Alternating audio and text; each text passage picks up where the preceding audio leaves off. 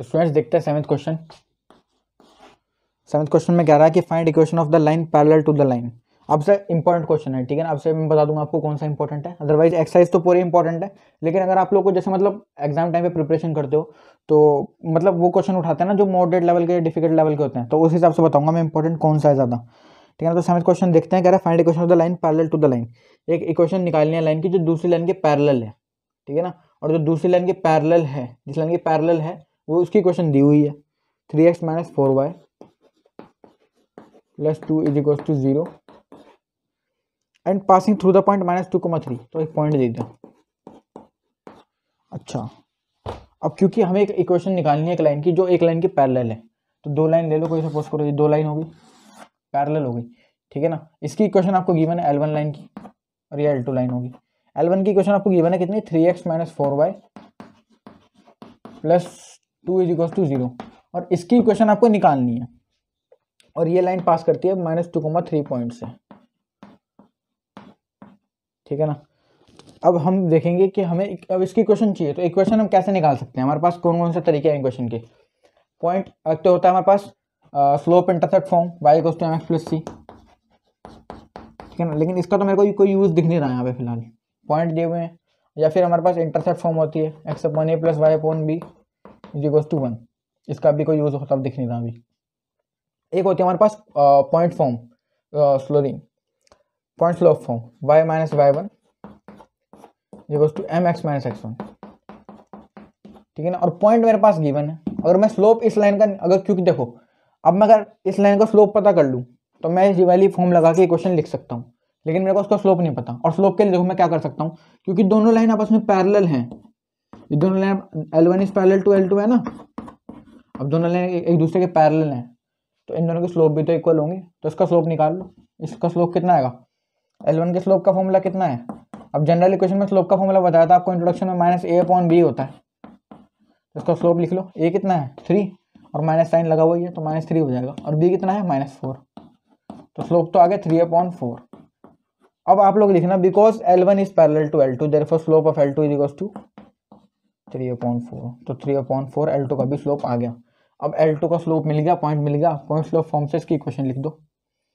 तो y - y1 कितना हो जाएगा भैया 3, और स्लोप कितना है, स्लोप है आपके पास 3/4, x - x1 कितना है -2, तो +2 हो जाएगा, 4 की मल्टीप्लाइजर, तो 4y - 3 × 3 × 4 = 12 = 3x + 3 × 6। क्या करेंगे, 4y को उधर लेके माइनस कर देंगे, तो 3x - 4y + 6 + 12 यानी +18 = 0। और आप लोग इसमें से कुछ कॉमन ले सकते हो क्या, नहीं, तो यही आपके पास इक्वेशन आ जाएगी, ठीक है ना। तो इसकी इक्वेशन आ गई हमारे पास, तो चेक कर लेते हैं एक बार आंसर अपना।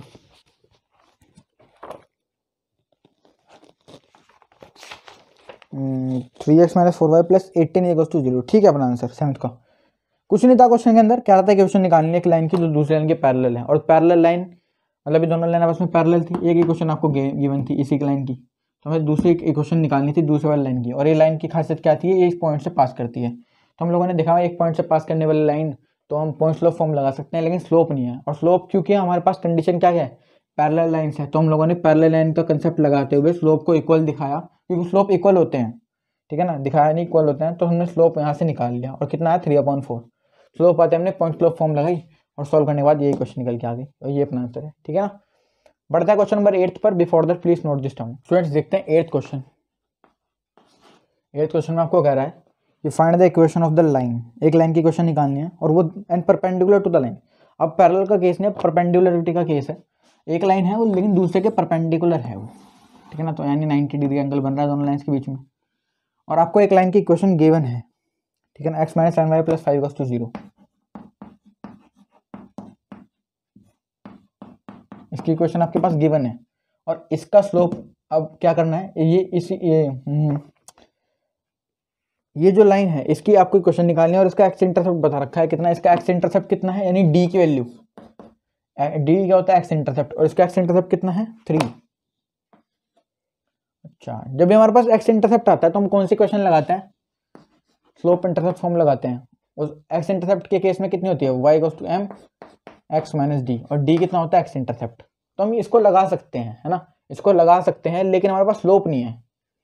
अब क्योंकि लाइन परपेंडिकुलर है तो स्लोप का हमारे पास स्कोप है यहाँ पर, है ना, क्योंकि since L1 is perpendicular to L2, इसको L1 मान लो, इसको L2 मान लो। L1 क्या है, परपेंडिकुलर है L2 के। L1 इंटू L2 यानी L1 का स्लोप कितना है, M1 मान लो, और L2 का स्लोप M2। यही होता है ना परपेंडिकुलरिटी के केस में, स्लोप का प्रोडक्ट कितना आता है -1।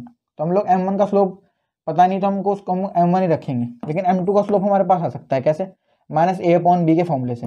तो यानी a कितना है, M2 की वैल्यू होगी ना -a/b। a कितना है भैया, a है 1, तो -1 हो जाएगा क्योंकि माइनस लगा हुआ है ना ये, और b कितना है, b -7। तो M2 की वैल्यू 1/7 ही आ जाएगी।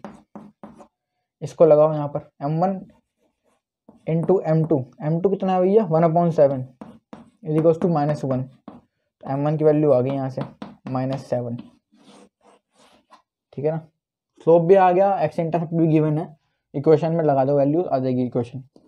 y इक्वल्स टू स्लोप कितना है -7, x माइनस डी की वैल्यू कितनी है भाई, एक्स इंटरसेप्ट कितना था, d3 था, ठीक है ना, ये रहा। इसको सॉल्व करो, y equals to -7x plus 21, इसको ले जाके इधर ऐड कर दो, 7x plus y minus 21 is equals to 0। तो ये अपने पास इक्वेशन आनी चाहिए, इक्वेशन लाइन की। चेक कर लेते हैं आंसर एक बार, 10.3 का 8th question. 7x plus y is equal to 21, है ना, तो वही बात है, इक्वेशन सही है, y प्लस 7, हाँ ठीक है ठीक है ठीक है ना, 8th क्वेश्चन का आंसर सही है। अब देखते हैं 9th question, before that please note this term. Students देखते हैं 9th क्वेश्चन। कह रहा find angle between the lines, दो लाइंस दे रखे हैं, √3x plus y equals to 1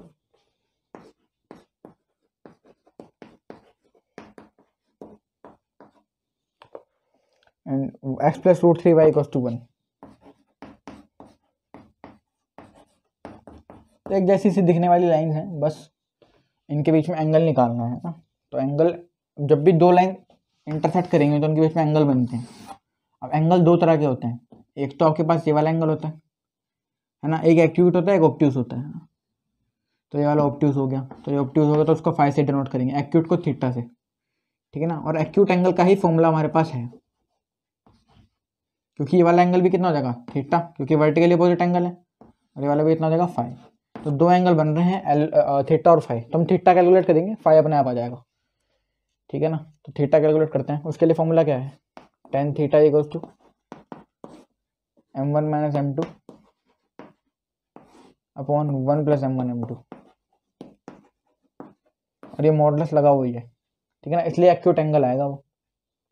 अच्छा, इसका स्लोप निकालना पड़ेगा लाइन का, तो कितना आ जाएगा, अगर इसका स्लोप निकालेंगे तो -a/b से निकाल लेते हैं, है ना। इसको L1 मान लो फिलहाल, इसको सॉरी 1 इक्वेशन मान लो, इसको second. Slope of first, slope of first कितना है, m1 से डिनोट कर लेते हैं फर्स्ट इक्वेशन के स्लोप को। तो m1 कितना आ रहा है, -a/b, यानी -a कितना है, √3, तो -√3, और b कितना है 1, तो ये -√3 आ गया। m2 निकाल लेंगे ऐसे ही, -a/b से -a कितना हो जाएगा 1, तो -1 हो जाएगा वो, b कितना है √3, तो ये आ गए दो स्लोप। इसको वैल्यू में लगाना है, बस इसकी वैल्यूज लगानी है। तो tan theta equals to mod m1 कितना है भाई, -√3 -1/√3 अपॉन 1 प्लस -√3 इंटू -1/√3, ठीक है ना। तो √3 से तो √3 कट गया, और -1 इंटू -1 कितना होगा, 1 हो जाएगा। तो tan थीटा इक्वल्स टू, इसकी मल्टीप्लाई करेंगे यहाँ पे तो कितना आएगा, -3 -1 -4/√3, ओके, और ये कितना आ जाएगा, +2 आ जाएगा नीचे। तो एक को काटेंगे तो 2 2 4, तो कितना बैठ गया भाई, -2/√3 आ गया। और क्योंकि मॉडुलस से बाहर निकलने के बाद वैल्यू कैसे हो जाएगी, पॉजिटिव।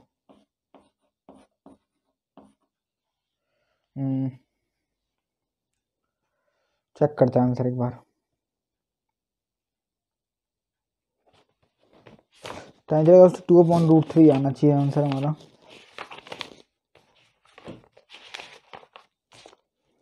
Hmm, 30 and 150 degree.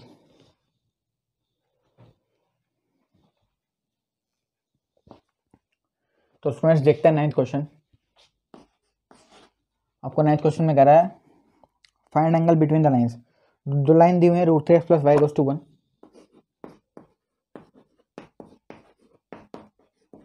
और अगेन एक इक्वेशन दी हुई है दूसरी लाइन की x + √3y = 1।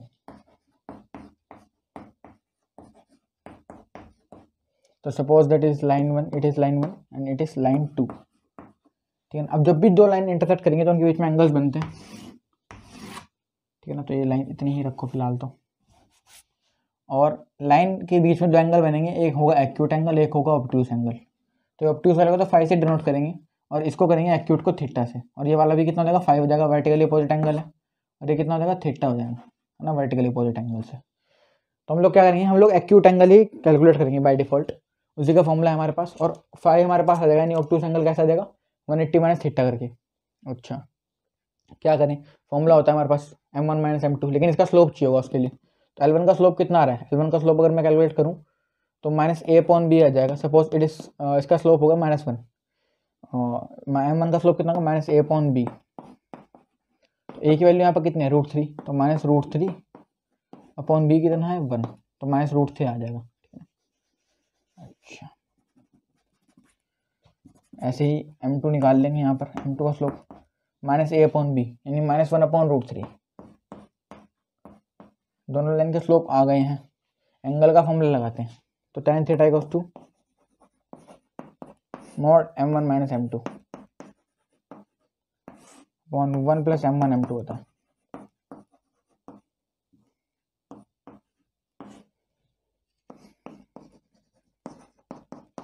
m1 कितना है भाई, -√3, m2 कितना है, -1/√3। तो ये प्लस हो जाएगा ना, ऐसे 1/√3 आ जाएगा।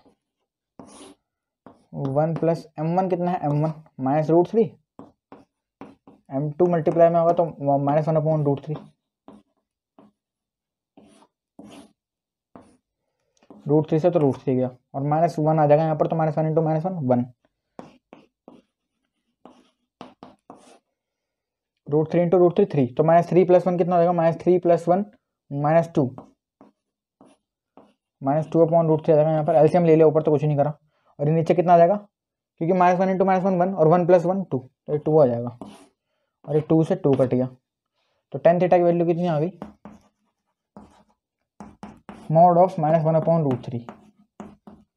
ठीक है ना। और मॉडलेस के बाहर आने के बाद ये पॉजिटिव ही देगा, क्योंकि मैंने आपको बताया था एक्यूट एंगल कैलकुलेट करेंगे तो एक्यूट एंगल कितना आ जाएगा, पॉजिटिव ही आएगा। वो तो 90 के बीच में होता है ना, 0 से लेकर 90 के बीच में, ये 1/√3 आ जाएगा। और यहाँ से थीटा की वैल्यू कितनी आ जाएगी, 1/√3 30 डिग्री पे, तो 30 डिग्री आ जाएगा आंसर यहाँ से। और थीटा की वैल्यू आ गई है। और तो फाई चाहिए अपने को, दो एंगल बनेंगे ना, तो फाई कैसा आ जाएगा, फाई आ जाएगा 180 - थीटा करके। भाई लीनियर पेयर है ना दोनों, तो बस। तो फाई की वैल्यू कितनी, 180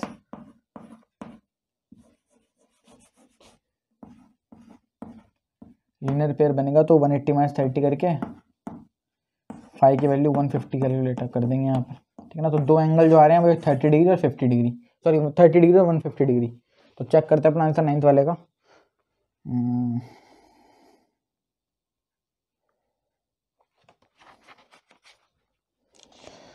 30 डिग्री 150 डिग्री, ठीक है अपना आंसर। ठीक है ना। बढ़ते हैं 10th क्वेश्चन पर। Before that please note this term. तो स्टूडेंट्स बात करते हैं 10th क्वेश्चन के बारे में। 10th क्वेश्चन में क्या कह रहा है भैया, कह रहा है the line through the point h, 3 and 4, 1। एक लाइन जो दो पॉइंट से पास करती है h, 3 एंड 4, 1 से। तो P पॉइंट मान लेते हैं h, 3 को और Q पॉइंट मान लेते हैं 4, 1 को। तो एक लाइन जो दो पॉइंट से पास करती है इंटरसेक्ट करती है दूसरी लाइन को, जिसकी इक्वेशन है 7x - 9y - 19 = 0। 7x - 9y - 19 = 0 at right angle. Right angle पे इंटरसेक्ट करती है, तो दोनों लाइन क्या है, आपस में परपेंडिकुलर है। ठीक है ना। तो find the value of h। तो बहुत ही क्वेश्चन है। ये एक लाइन हो गई, एक लाइन हो गई, दोनों आपस में क्या है, परपेंडिकुलर, क्योंकि राइट एंगल पे करेगी ना। अच्छा, और इसकी क्वेश्चन आपको गिवन है इस लाइन की, तो कितनी है 7x minus 9y minus 19 equals to 0। इसको अपन ने क्या मान लिया, इस वाली लाइन को L1 मान लिया और इसको L2 मान लिया। और L2 लाइन जो है 2 पॉइंट से पास करती है P से H,3 और Q से 4,1।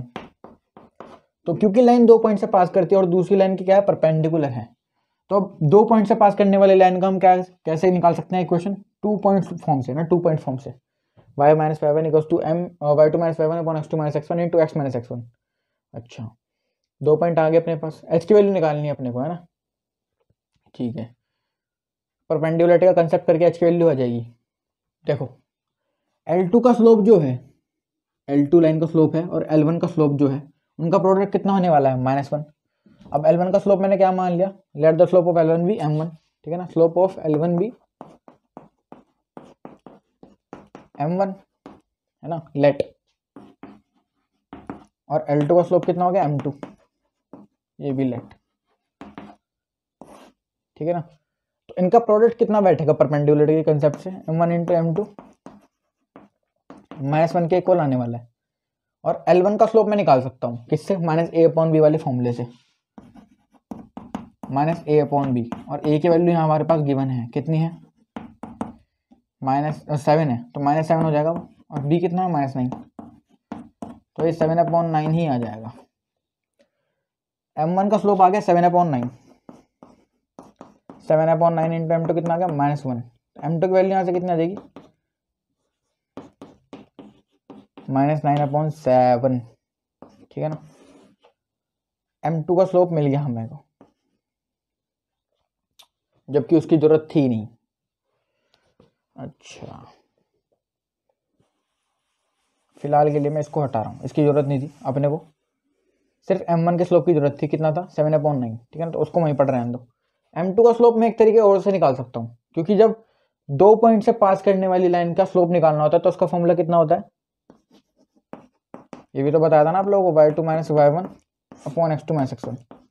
देखो अपने को ना वहीं पर बात करनी है जिसकी हमें रिक्वायरमेंट है, हम इसकी इक्वेशन नहीं चाहते, हम क्या चाहते हैं, इसके h की वैल्यू। तो h की वैल्यू स्लोप से भी आ सकती है, लेकिन मुझे इन दोनों पॉइंट का यूज करना पड़ेगा तो ही मैं h की वैल्यू निकाल सकता हूँ, ठीक है ना। तो h की वैल्यू यहाँ से भी आ सकती है ना इसकी, क्योंकि स्लोप जो है ऐसे भी तो निकल सकता है ना, y2 minus y1 upon x2 minus x1 से। तो यहाँ पर वैल्यू लगा दो, इसको मान लो x को x1 y2 मान लो, इसको सॉरी इसको मान लो x1 y1 और इसको x2 y2। तो y2 माइनस y1 करेंगे तो कितना का 3 - 1 2 अपॉन x2 माइनस x1 करेंगे यानी h माइनस 4, तो 2 अपॉन h माइनस 4। और m1 इंटू m2 किसके को लेगा, -1 के, तो m1 कितना है 7/9, 7/9 इंटू m2 कितना है 2 अपॉन h माइनस 4। ये -1 के इक्वल आना चाहिए हमारे हिसाब से। अच्छा जी, कुछ कट रहा है, नहीं कट रहा, तो एक काम करो 7 2 14 अपॉन 9 इंटू h माइनस 4, इसको -1 के इक्वल लिख के इसको मल्टीप्लाई कर दो यहाँ पर। तो इधर देख लेते हैं, 14 इसकी मल्टीप्लाई करेंगे यहाँ पर तो कितना देगा, इसको 9 को यहीं पर रहने दो, 14/9 is equals to h minus 4 की मल्टीप्लाई -1 में होगी तो 4 - h हो जाएगा, ठीक है ना। अच्छा, इसकी मल्टीप्लाई कर लो यहाँ पर, एक काम करो 9 की, तो 14 इक्वल्स टू 9 4 36 माइनस 9h। और क्या करेंगे 9h को इधर ले आएंगे उठाकर और उसको 36 - 14 कर देंगे, तो 9h कितना आएगा 36 - 14 22, और h की वैल्यू कितनी आ गई 22/9 आ गई। और यही हमारा आंसर होना चाहिए। तो हम देखेंगे आंसर, उसके बाद मैं आपको बताता हूँ हुआ क्या है क्वेश्चन के अंदर। 10th का आंसर 22/9, ठीक है अपना आंसर। एक बार फिर से देखते हैं क्वेश्चन को। आपको बोला गया था एक लाइन है जो 2 पॉइंट से पास करती है, h,3 एंड 4,1 से, है ना, उनको p और q पॉइंट मान लिया। अच्छा, और वो इंटरसेक्ट करती है दूसरी लाइन को जो कि है ये। अब हमें तो पता नहीं इंटरसेक्ट करती है तो कहाँ पे करती है, तो उन्होंने बता दिया कि राइट एंगल पे कट करेगी। तो राइट एंगल पे कट करने का मतलब है एक दूसरे की लाइन परपेंडिकुलर है, तो ये लाइन आपस में परपेंडिकुलर है। अच्छा, तो आपको h की वैल्यू फाइंड करनी थी, ठीक है ना। मोस्ट ऑफ द केस में बच्चा क्या करेगा, ये थोड़ी सी इन्फॉर्मेशन पढ़ते ही इसकी क्वेश्चन कैलकुलेट करने बैठ जाएगा। नहीं, आपको जो दे रखा है आपको वही निकालना है, ठीक है, तभी आपको मार्क्स मिलेंगे। तो इंटरसेक्ट करती थी राइट एंगल पे, तो हम लोगों ने क्या करा वहां से, अब देखो मैंने इस लाइन का, अब मैंने अपना दिमाग लगाया यहाँ पर और मैंने सोचा कि अभी लाइन परपेंडिकुलर है तो इनका स्लोप का प्रोडक्ट -1 रहा होगा, तो इसका स्लोप तो मैंने निकाल लिया -a/b वाले फॉर्मूले से। इससे मैंने आपको बताया था इंट्रोडक्शन में, ये वाला फॉर्मूला बहुत काम आता है, ठीक है ना। तो आपको इसका स्लोप निकाल लिया तो कितना है 7/9। और m2 का स्लोप जो है, L2 लाइन का स्लोप वो है कितना m2, और वो निकल सकता था ऐसे भी। m2 का मैंने आपको बताया था कितना आता 9/7। लेकिन क्योंकि उसका मेरे को फायदा कुछ नहीं होने वाला था, हम लोगों ने क्या करा, स्लोप इसका निकाल लिया y2 - y1 x2 - x1 वाले फॉर्मूले से, और जो कि कितने किसके इक्वल आ गया, इसके इक्वल आ गया 2/h - 4 के। अब दोनों का प्रोडक्ट करा तो किसके इक्वल आना चाहिए, -1 के इक्वल। तो हम लोगों ने इसको सॉल्व करा यहाँ पर, और सॉल्व करने के बाद हमारे पास h की वैल्यू निकल के आ गई 22/9, जो कि रिक्वायर्ड वैल्यू थी, ठीक है ना। तो ऐसे ही बस आपको दिमाग लगाते जाना है क्वेश्चन में, और क्वेश्चन होता जाएगा। बढ़ते हैं 11th क्वेश्चन पे। Before that please note this term. Students देखते हैं 11th क्वेश्चन। 11th क्वेश्चन में क्या कह रहा है, कह रहा है कि prove that the line through the point, एक पॉइंट से पास करती है लाइन x1, y1, है ना। थ्रू का मतलब ये पासिंग ही होता है। ए पॉइंट मान, एक ए मत मानो, उसको पी मान लो, x1 y1, ये पॉइंट इससे पॉइंट से पास करती है और पैरेलल है दूसरी लाइन की, ax + by + c = 0। तो इस लाइन के पैरेलल है ax + by + c = 0, ठीक है ना। तो अच्छा, तो आपको प्रूव करना है कि लाइन जो इस पॉइंट से पास करती है और इस लाइन के पैरेलल है, उसकी इक्वेशन कितनी होगी, a × x - x1 + b × y - y1 = 0। तो इजी क्वेश्चन ही है। अब लाइन इस पॉइंट से पास करती है और इसके पैरेलल है, ठीक है ना। बात समझो, यहाँ पर एक लाइन दूसरे के पैरेलल है, ये तो हमें को पता ही है, ठीक है ना। और वो कोई सी भी लाइन हो सकती है। सपोज करो ax + by + c = 0, ये वाली लाइन है इस बार। अरे यार, और वो इसके पैरेलल है, तो इसका स्लोप और इसका स्लोप इक्वल ही होगा। तो इसका स्लोप बाय डिफॉल्ट कितना हो जाएगा, सपोज करो L1 है और ये L2 है, तो L1 का स्लोप मान लिया कितना m1 कितना आ गया -a/b, और m2 L2 का स्लोप कितना आ गया m2 का, वो भी -a/b ही आ जाएगा। भैया पैरेलल है तो स्लोप इक्वल होंगे ना। अच्छा, और लाइन पॉइंट से पास करती है, पासिंग पॉइंट भी गिवन है, स्लोप भी गिवन है, क्या करना है, इक्वेशन निकालनी है। इक्वेशन क्या होगी, y - y1 = mx - x1। बस इसी की इसमें वैल्यूज लगानी है x1 y1 और m की, और अपने पास इक्वेशन यही आनी चाहिए निकल के।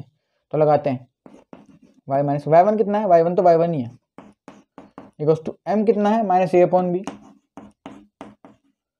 × x - x1, ठीक है ना। तो b की मल्टीप्लाई करेंगे तो b × y - y1 हो जाएगा = -a × x - x1 हो जाएगा। और इसको a वाले टर्म को इधर ले आओ तो ये प्लस हो जाएगा इधर आगे, तो a × x - x1 + b × y - y1 = 0। और यही हमारे को प्रूव करना था, और ये हो गया, ठीक है ना। बहुत ही फुद्दू बकवास क्वेश्चन था एकदम। बस थोड़ा सा हाँ ये है कि सोचना आपको आना चाहिए, स्लोप कैसे निकालते हैं ना, वो सब चीज़ आपको पता होंगी तो आप लोग इजीली कर दोगे क्वेश्चन को, ठीक है। तो ऐसा कोई खास क्वेश्चन था नहीं। 12th क्वेश्चन देखते हैं। Before that please note this term.